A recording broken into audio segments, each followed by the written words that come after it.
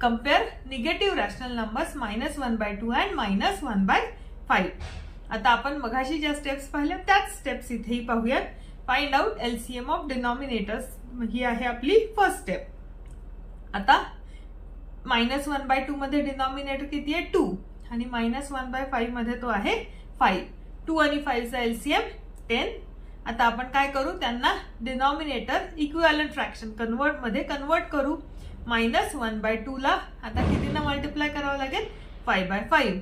So -1/2 into 5/5 is -5/10 आणि तसंच -1/5 into 2/2 is equal to -2/10.